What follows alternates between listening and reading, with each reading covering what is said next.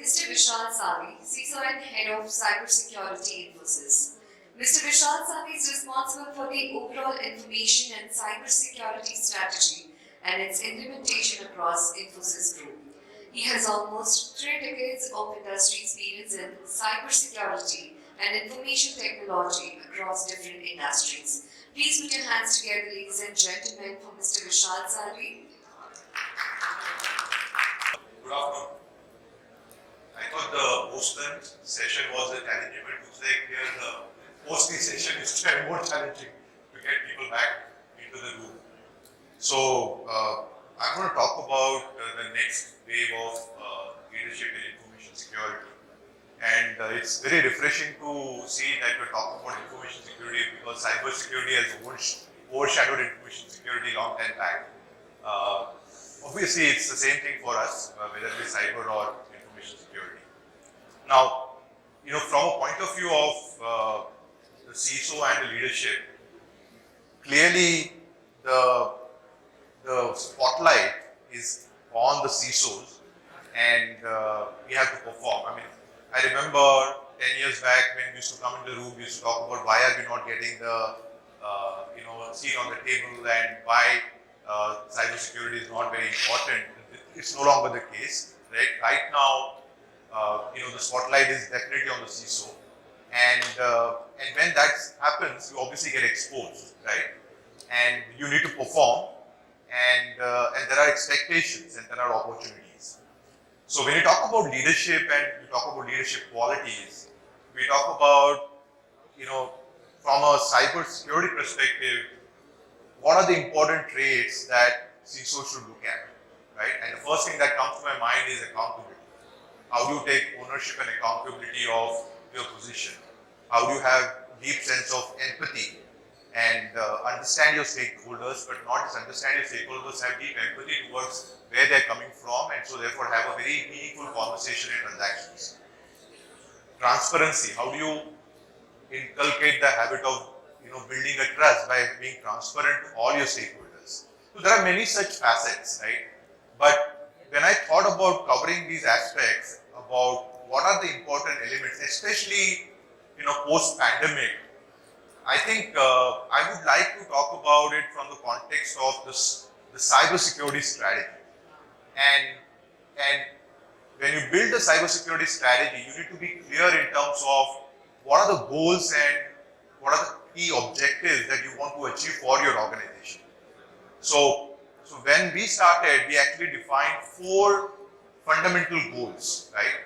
And I'll try and explain how the leadership needs to be displayed against these 4 goals. So the first one is about experience, right? How do you balance, how do you do the trade-offs on an ongoing basis between your stakeholders, between your users, and how do you balance between security, controls, and experience that the users get, right? So that's the first goal and objective. The second is constant improvement. How do you constantly strive towards improving your controls? How do you get better every single day, right? Third is cyber resiliency. So we know incident response and how do you actually manage on a day-to-day basis incident response. But what does cyber resiliency really mean, right? And the fourth is building a cybersecurity culture, right? So those were the four goals. And in context of that, let's look at the first in terms of experience, right? So when you look at it in terms of, post-pandemic, the important element of experience is in terms of there has been a widespread dispersion of all the assets which used to be typically working and getting connected from your office controlled environment, right? So the security also has moved towards the edge. And the other thing which has happened is that you moved orchestration to the cloud. So clearly there is a dependency on a new way of connectivity, and therefore, experience matters in terms of how do we really do that change. But when we look at that, and now we look at it in post-pandemic era, some of the changes that we did and pivoted are irreversible, right? And so when you talk about hybrid, we talk about people actually coming to office, you cannot revert back your architecture to what it used to be before pandemic. And there is a lot amount of adjustment that is required to be done to actually make that transition and make sure that the hybrid world works seamlessly as it was pre-pandemic. And so therefore the adoption of SASE, adoption of how do you define zero trust, in that context, and then how do you have that seamless connectivity, VPN-less connectivity, and make sure that you are able to pivot to that modern architecture, which is actually kind of challenging the traditional models of how network security used to happen, right? And that's fundamental change. So I think that is one element in terms of user experience which is happening, right? Now, when we look at the second goal, which is about continuous improvement, right? Now, the important element is in terms of how do we start looking at our teams and how do we start looking at in terms of managing the risk, right? From a leadership point of view, when you look at a CISO, I think we have come to a stage where we start becoming a team which is collaborative and a team which is able to work with all our stakeholders, primarily the technology teams, right? In the Indian context, clearly, we have defined the role of a CISO independent of technology, but then the collaboration becomes very, very important. Now, when we look at that, and I still remember very vividly when we were moving in a pandemic situation, we were having an avalanche of campaigns on COVID and phishing campaigns and so on and so forth. And we've seen that there have been significant rise of ransomware attacks and advanced malware and distributed denial of services for many years, and on an ongoing basis it is growing. Now, this requires us to get the team connected together and really have them empowered and motivated towards doing what they need to do. How do you do that? You can't do it by stick. You can't do it by saying that I will send you a report and you need to go and fix it. You need to get them on the table and you need to motivate them, because guess what? It's a thankless job, right? And you need to make sure that you are able to get them to do this on a day in, day out, because every week we are getting loads and loads of patches.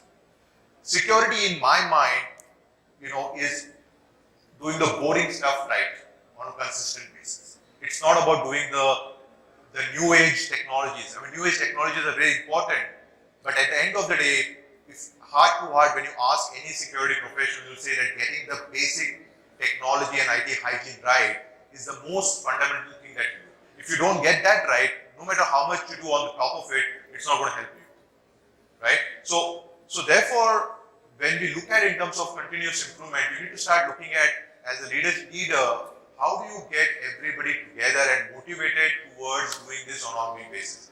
Recognizing those cyber sentinels and giving them rewards and giving them that motivation is so critical in today's time. So that's, I think, very, very important. Now, when you look at it in terms of the third element, which is cyber resilience. Now, cyber resiliency is all about really how are you gearing your organization to prepare for the worst. And a lot of times what happens is that you don't want to really talk about that or think about that, because you're so much focused on building controls, you're so much focused on managing vulnerabilities, that you just don't want to go and talk to your stakeholders, say, you know what, there is possibility, likelihood of a cybersecurity incident happening, and if that happens, I want to start thinking about how do we react and respond to that. But I think time has come when we know that large organizations with large security teams, large security budgets, a very mature cybersecurity program have got breached.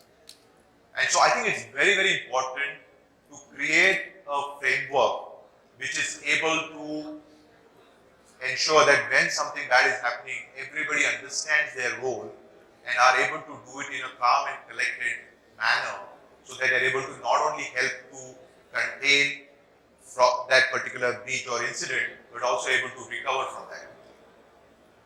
Right? So, how do you do that? first thing is to make sure that you are able to go and engage your stakeholders. And it starts from the top. Now the question I have to all of you is that, do you have an individual identified who is in a position to take a decision on what needs to be done if there is a breach? For example, if you may have to take a quick decision on shutting down your infrastructure.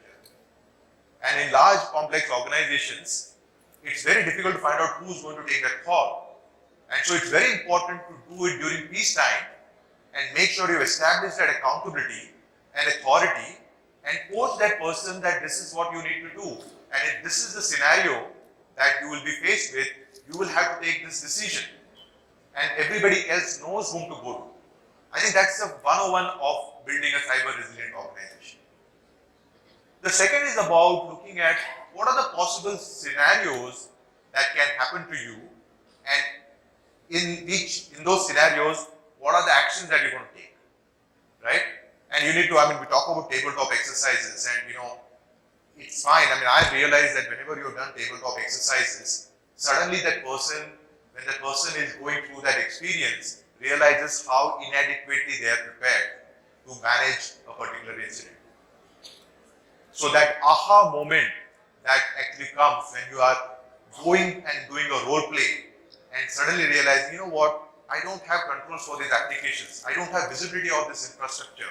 I don't have, people who are there to do this activity. And then you start getting them thinking about that, and in fact actually start investing in security more because of those tabletop exercises.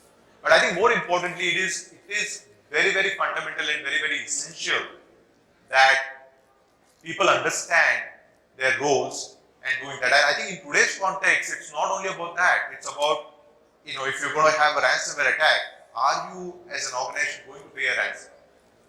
And if you're going to pay a ransom, how are you going to negotiate? Whom are you going to talk to? Those aspects are very, very important, and you need experts. And you can't be searching for experts when the breach is happening. You need to get them on retainer basis beforehand and make sure that they are available when you need them. So those kind of planning needs to be done so that you become a cyber resilient organization, right? The fourth part that I talked about is building a cyber security culture. Now, when you talk about cyber security culture, and in my mind, apart from awareness and other things, culture is all about how you demonstrate and how you drive cyber security within your organization, right? Actually, we have done a big disservice to our fraternity by calling ourselves cybersecurity professionals. Because the moment we do that, everybody thinks that cybersecurity job is ours. They don't have any role to play in that. They just outsource it to us. And they just externalize it, right? But that, all of us know, is the biggest problem that we face right now, because we are just the catalyst. We are just the catalyst to drive the change, but every single person, every stakeholder has a role to play in driving that security for you, whether it is the user or employee of your organization, whether it's your board or leadership who needs to give that sponsorship and take ownership, whether it's your business who needs to understand what are the implications of decisions that they want to make, whether it is your technology teams who needs to be onboarded with you so that they are executing it. I was just talking to somebody yesterday, and the person was saying that, you know what, your cybersecurity team is sending me a report, and they're just postmasters, right? And they expect me to go and remediate, and I'm not a cybersecurity expert. I said, just stop there. You are the cybersecurity expert for that work.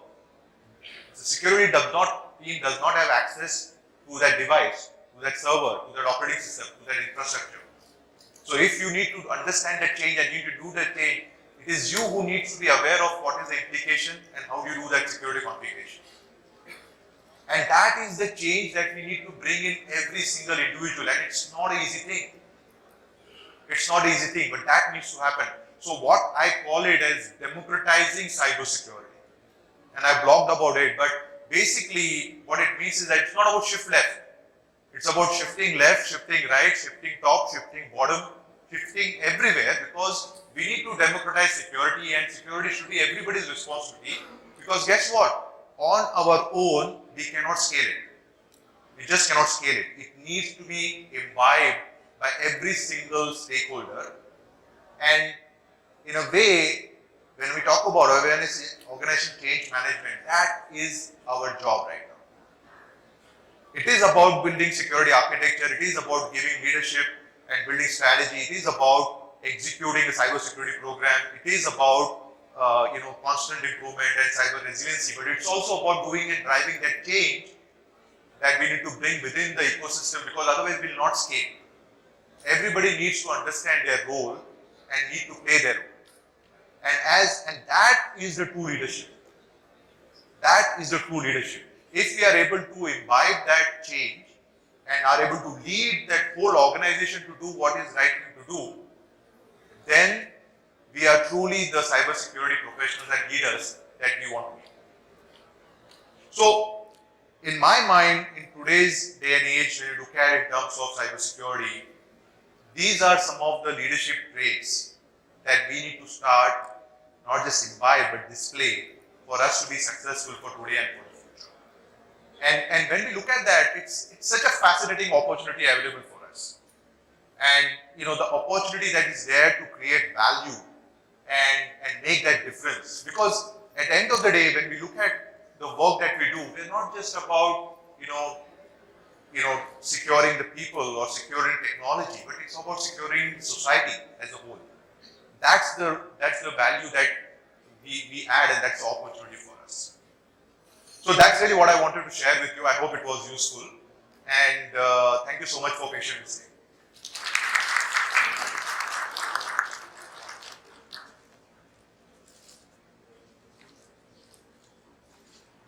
So we can take some questions? Yes?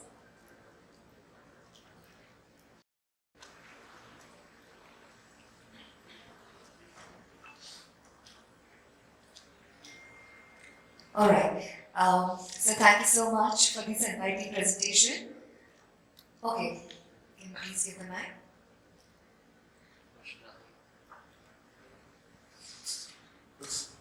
Thanks, Vishal. Nice session. One quick question.